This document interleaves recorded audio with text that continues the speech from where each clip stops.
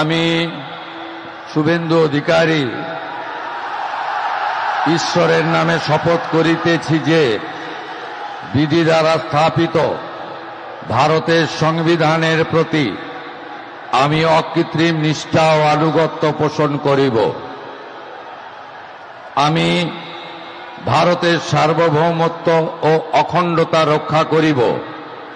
পশ্চিমবঙ্গ রাজ্যের মুখ্যমন্ত্রী রূপে আমার কর্তব্যসমূহ নিষ্ঠাপূর্বক এবং বিবেকসম্মতভাবে নির্বাহ করিব এবং ভয় বা পক্ষপাত, প্রীতি বা বিদ্বেষ রহিত হইয়া সকল শ্রেণীর জনগণের প্রতি সংবিধান ও বিধি অনুসারে ন্যায় আচরণ করিব।